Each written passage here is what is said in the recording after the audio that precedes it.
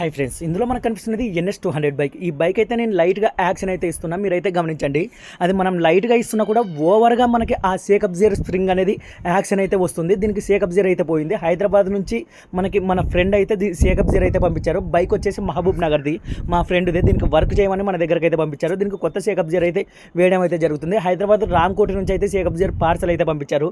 దానిపైన ఉన్న రేట్ అయితే వాళ్ళు కొట్టేసి అయితే పంపించారు. 3300 అయితే NS200ది మనకి షేకప్ జీర్ అయితే ఉంటుంది. మీరు ఎప్పుడైనా కూడా మీ బైక్ స్పీడ్ బ్రేకర్ దాటేటప్పుడు కానీ ఏదో గుంతల్లో పోయినప్పుడు కానీ పైకి కిందికి ఒక 3-4 సార్లు ఊపిన ఫీలింగ్ వస్తుందంటే ఈ షేకప్ జీర్ పోయింది అని అయితే మీరు అయితే అర్థం చేసుకోవాలి. అది పోయినా కూడా మీరు అలాగే నడుపుతున్నారంటే మీకు కంపల్సరీ బ్యాక్ పెయిన్ అనేది స్టార్ట్ అవుతుంది. కాబట్టి మీ బైక్ స్పీడ్ బ్రేకర్ల దగ్గర పైకి కిందికి యాక్షన్ వస్తుందంటే కంపల్సరీగా ఈ షేకప్ జీర్ ఏదైతే ఉంటుందో దాన్ని అయితే మీరు గమనించి కొత్తది వేయించుకోవడమా లేదా రీకండిషన్ చేయించుకోవడమా మీకు అనుకూలంగా అయితే చేయించండి. కానీ అలాగే నడిపి బ్యాక్ పెయిన్ అయితే తెప్పించుకోకండి ఫ్రెండ్స్. వీడియో నచ్చితే లైక్ చేయండి, షేర్ చేయండి, మన ఛానల్ అయితే సబ్స్క్రైబ్